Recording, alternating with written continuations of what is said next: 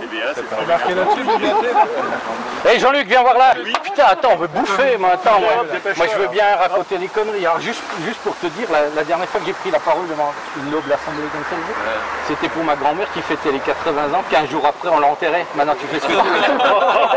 Allez mon cher Jean-Luc, je dis mon cher Jean-Luc, bien que j'ai envie de dire tout à fait autre chose, mais la descente pour des chasses aux oreilles des personnes de cette noble assemblée m'interdit de dire mon cher Donc mon cher Jean-Luc, on m'a demandé de discourir en ce jour de gloire à ton sujet, bien que j'ai prévenu haut et fort et d'une que la qualité de mon discours, et surtout deux, que le sujet concerné risquait l'un comme l'autre de gâcher le superbe déjeuner qui va suivre. Parle de toi, hein. Mais bon, je me lance, je vais essayer de parler de mon pire ami. C'est vrai qu'en 30 ans qu'on cohabite ensemble, et mon meilleur ennemi, un peu comme lors d'une fête de famille, quand en fin de repas, il y a toujours un connard qui prend la parole en faisant un discours dont le seul mérite est d'ennuyer tout le monde. Alors, notre brave Jean-Luc commence tout petit déjà avec un lourd handicap, puisqu'il est né à Fréland. Remarquez, c'est pas de sa faute, mais ça lui confère entre autres le fait d'être web. Et la Wirtschaft à Pierre Ketringa, c'est le premier au bistrot en verre à la main. C'est la preuve qu'il comprend. Cette jeunesse passée dans les prés de Fréland, à côtoyer tous les jours vaches et cochons, ne l'a pas empêché 18 ans après de passer 2 années d'études à la fac de Strasbourg. J'ai bien dit passer et non étudier. Et curieusement, pendant sa présence, il n'y a jamais eu à Strasbourg autant de joyeux bordel, et plus particulièrement en ce sympathique mois de mai 68. On a partagé ensemble. À balancer des pavés toute la journée, à fréquenter le bowling en fin d'après-midi, et le club, fameuse boîte de nuit Strasbourg à plus d'heures. Les enseignants de la fac ont décidé de renvoyer Jean-Luc dans ses foyers, conscients de son imperméabilité aux études et de sa quasi-incapacité à se concentrer sur autre chose que sur les jeunes filles. Cette obsession des jeunes filles, une fois revenu sur Colmer, a fait qu'il a choisi comme premier travail dans sa nouvelle vie professionnelle un poste d'enseignant au lycée technique de Colmar, il l'a rappelé, hein. Et ses premiers élèves ont été une trentaine de superbes nanas qui préparaient un CAP de coiffeuse. Je vous laisse deviner la qualité de l'enseignement dispensé. Jean-Luc devant se concentrer devant de belles blondes, platines, mini-jupes et décolletés profonds à l'appui. C'était évidemment mission impossible, sauf après les cours où il excellait dans l'enseignement des sciences de la vie, qu'aujourd'hui on appelle éducation sexuelle. Et là, on ne pourra jamais lui reprocher de rigueur pour qu'il dispensait avec toute la rigidité que ce domaine exige. Rigidité qu'il a depuis peu, depuis lors perdu. Et ça, c'est un autre problème. C'est des choses, oui. Très peu de ces jeunes filles ont obtenu le CAP en fin d'année, mais toutes ont voulu curieusement fonder une famille et avoir plein d'enfants. Preuve que ces cours pénétraient profondément toutes ces jeunes et belles élèves, bien qu'elles étaient dispensées le soir après la classe. C'est tellement beaucoup à payer. Comprenant rapidement qu'éduquer ou enseigner n'était décidément pas fait pour lui, il va sévir dans un cabinet comptable pendant une petite période, et c'est peut-être à force d'additionner tous les chiffres qu'il connaît en lui la vocation de devenir banquier qu'il souhaite exercer au sein du Crédit Mutuel. Et c'est là que pour moi, il y a un premier mystère concernant Jean-Luc. Comment le Crédit Mutuel a-t-il pu se tromper à ce point en l'embauchant? Je sais que les ressources humaines ne sont pas une science exacte, mais se tromper à ce point est à la limite de l'entendement.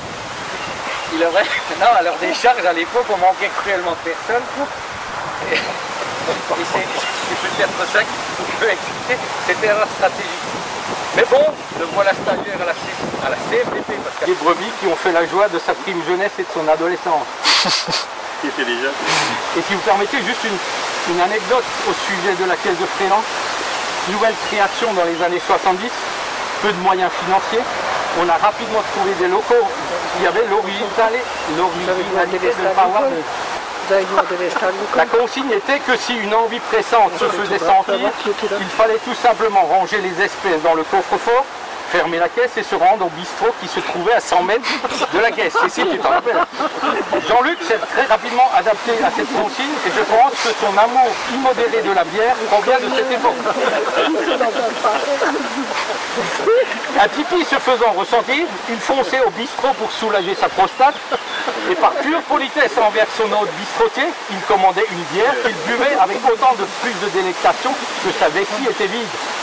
Retour à la caisse, réouverture de l'agence, installation des espèces, prêt à recevoir à nouveau la clientèle, arrivait inévitablement que la bière qu'il venait d'ingurgiter faisait ressentir ses effets pervers et ne demandait plus qu'à ressortir aussi vite qu'elle était rentrée. Le mouvement excellent. Et c'est ainsi que notre ami Jean-Luc s'en retournait chez son ami tavernier pour des vidanges et des remplissages constants et réguliers. C'était ainsi devenu le premier client du bistrot Trélan, ce qui a occasionné comme dégâts collatéraux un début d'une bedaine qui n'a cessé depuis de grandir.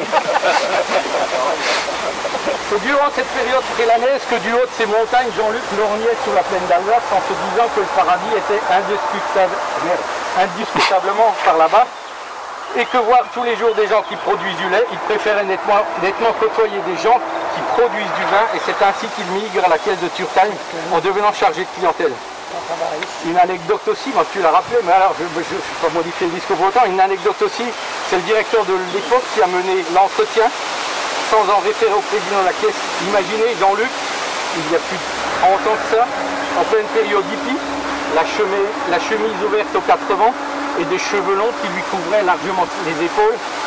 Et la première visite du président, une fois l'embauche réalisée, qui demande au directeur de lui présenter cette fille qu'il venait de recruter. Mais ça c'est absolument vrai. Hein, et c'était qui le président à l'époque? C'est pas Dietrich. Pas encore. Ah ouais, avant Dietrich. Et c'est donc tout le... Et c'est donc tout logiquement au départ. Tu me laisses terminer. Et c'est donc tout logiquement au départ de la retraite de M. Weiss que Jean-Luc prend la direction de la caisse, preuve s'il en faut qu'à l'époque nous n'étions pas trop exigeants sur les qualités professionnelles des directeurs de caisse. De ces longues années à la direction de Turkheim, on peut relever quelques bizarreries. On est devenu exigeant, Marc. D'un personnel exclusivement masculin, il a fallu très peu de temps pour que la tendance change et devienne un harem avec quasiment plus que des femmes. Et je le dis avec un brin de jalousie, les unes plus belles que les autres. Il est vrai qu'un bon directeur très attentif aux chiffres, Jean-Luc est passé maître dans le recrutement, ces trois chiffres clés étant 90, 60, 90. Autre bizarrerie, la fréquence des congés de maternité dans la caisse. À peine une revenait d'un congé de maternité, une autre partait, mais je n'y vois aucune cause à effet, bien que longtemps je m'interrogeais de savoir si le droit de cuissage à la caisse de Turkheim était encore en vigueur. Autre bizarrerie encore, comment expliquer sa lente mais évidente dégradation physique. Une estimation de 2000 à 3000 litres de consommé à la maison, on arrive à un chiffre effrayant d'environ 8 à 9000 litres d'alcool. À ce chapitre, et pour rester dans le domaine de l'alcool, je voudrais vous faire part d'une réflexion de Jean-Luc que je retiendrai toute ma vie et qui prouve ses compétences professionnelles. C'est dommage que M. Wilhelm ne soit pas là. Lors d'une réunion, je lui fais part que j'ai fait quelques achats en bourse. Alors, il y avait M. Wilhelm qui était là, hein. C'est pour ça que j'ai rajouté ça. Et puis je lui dis à Jean-Luc, j'ai acheté des actions Vivendi à l'époque et puis j'ai tout perdu. Quelques temps plus tard, j'ai acheté des actions Eurotunnel et j'ai encore une fois tout perdu. Ensuite, j'ai acheté des actions Alstom et j'ai encore une fois tout perdu. Et c'est là que j'ai pu apprécier la pertinence des analyses de Jean-Luc quand il m'a répondu. Fais donc comme moi, j'ai investi chaque année entre 4 000 et 5 000 euros dans des caisses de bière. Non seulement je les bois avec beaucoup de plaisir, mais à la fin, il me reste à chaque fois plus de 500 euros de consigne. Non mais Marc, pendant ce temps que toi tu avais des actions en bourse, lui il avait les bourses en actions. Hein. Une dernière anecdote professionnelle qui explique pourquoi ce métier de banquier est là toujours intéressant. C'est une cliente jeune et belle qui rentre dans son bureau et qui, souhaitant obtenir un découvert en compte courant, lui demande, en le regardant droit dans les yeux, puis-je me découvrir? J'ai jamais su ce qu'il a fait, et surtout pas ce qui s'est passé par après. Toujours est-il que la clientèle a obtenu ce qu'elle voulait et est ressortie du bureau avec un large sourire. Bureau, salut Catan. Un beau bureau, confortable, une climatisation l'été, du personnel féminin gentil qui se dévoue pour la bonne cause, travaille pour satisfaire son directeur. dans tous les sens du terme, des rendez-vous avec des clients parfois, mais curieusement toujours à l'heure du déjeuner, des après-midi à faire des réunions seul avec lui-même, enfermé dans son bureau. Bref, 20 ans d'une vie professionnelle épanouie et sereine. Du côté vie privée et familiale d'ailleurs aussi. Ainsi à la maison, il lui fallait un harem aussi, et il décide donc de ne faire comme descendant et héritier que des filles, 3 filles, l'une plus belle que l'autre. Un premier coup pour faire la première, et à croire que même ceux-là le fatiguent, il décide de faire les 2 suivantes en un coup. À moins que cela provienne, comme il le dit si bien lui-même, de son problème d'éjaculateur précoce, puisque, paraît-il, les hommes souffrant de ce dysfonctionnement ne font que des jumelles. Ah mais connaissant bien Jean-Luc, je pense que ma première version est la bonne. Même ça le fatigue de trop.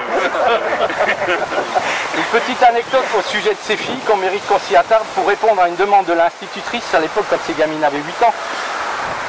Qui leur a demandé quelle est la profession de leur père. Elles ont répondu très justement, il est directeur de la caisse de Crédit Mutuel de Turckheim. Et donc la question suivante de l'instit, et votre mère que fait-elle? Elle ne fait rien non plus. Elle répondit à l'époque. Comme quoi la vérité sort de la bouche des enfants, et même à 12 ans. Voilà, tout a une fin, sauf le saucisson qui en a 2. Je m'en arrête là, bien qu'il y aurait encore des choses à dire, et conclure, non sans avoir essayé d'imaginer notre ami dans une vingtaine d'années, bien que j'ai conscience que la prévision soit un art difficile, surtout en ce qui concerne l'avenir. Mais je peux dire sans trop me tromper que je le vois assis sur un banc, les mains croisées sur sa bedaine qui aura entre-temps encore grossi, accrochée à une canne qu'il tient entre les jambes. Ce sera le seul élément encore rigide qu'il pourra tenir entre ses jambes et qui lui permettra de rêver encore aux jeunes élèves du lycée technique, au personnel féminin de la caisse et aux clients de 90C qu'il aura reçus il y a fort longtemps. Voilà, mon cher Jean-Luc, ce qu'on me tenions à te dire ce matin à la veille de ton départ. À partir de maintenant, payer plus d'arrêt de maladie, oublie les RTT au profit des STT. Suppression du temps de travail. Et pendant ces grandes vacances prolongées, tu pourras continuer à faire des statistiques dans ton jardin. J'ai planté 18 graines de tomates, ça produit 54 tomates, donc le rendement est égal à 1 pour 3, mieux que le rendement du FCP du Crédit Mutuel. Laisse-les qu'un exemple. Allez, vive le bricolage, abandonne le stylo au profit d'un tournevis et d'un marteau. Bien que j'ai peur qu'avec un marteau dans tes mains, on te verra plus souvent à l'hôpital Pasteur en traumatologie qu'à la maison. Profite aussi de ta charmante épouse, que je voudrais associer à ses souhaits, Fabienne, qui te supporte depuis plus de 35 ans. 33 comme le Christ. 33, et lui souhaiter beaucoup de courage et d'abnégation. Il va falloir maintenant te supporter 7 jours sur 7 et 24 heures sur 24. Et ça, c'est pas un cadeau pour elle. J'ai conscience d'avoir été un peu trop long et puis on ne pouvait pas décemment te laisser partir sans raconter ces conneries. Et puis toi, tu vas me trouver la chute après. Et si mes collègues vont faire semblant d'applaudir ce modeste discours, sache que ces applaudissements te sont dédiés. Preuve que malgré tout, l'ensemble des directeurs des 2 secteurs t'apprécient à ta juste valeur, vont tous te regretter voir partir vers d'autres cieux. Et c'est non sans une certaine émotion qu'ils souhaitent te remettre en guise d'estime et d'amitié un petit présent que tu sauras apprécier à sa juste valeur te connaissant. Vas-y, dis-le, ta gueule. Mais dis-le, ça va me manquer. Non, mais c'est vrai que c'est un gros connard. C'est vrai. Juste, on va te faire le cadeau en épisode. Juste pour voir si tu es capable de deviner. Alors, si maintenant tu devines pas... Mais non, c'est con. ça se voit. Non, mais comment? Ah non, mais je vois ça. Ah non, mais je sais exactement ce que c'est. Ça, tu mets ça sur les oreilles. Tu mets ça sur les oreilles. Ça, c'est pour manger les repas chinois. Ça, tu t'as fait dessus. En plus. Bon, Franck, oui. ça, tu mets dans les mains. Et puis le reste, mais je vois. Mais vous êtes. Et attends, Marc, moi je sais plus ton poignet, mais. Tu te démerdes. Pardon. Mais non, mais parce que c'est quelque chose que je voulais me payer. Eh, vous êtes malade, les mecs. Et en plus, je dois la monter. Voilà, oui, Ben voilà. Et vous savez ce que c'est?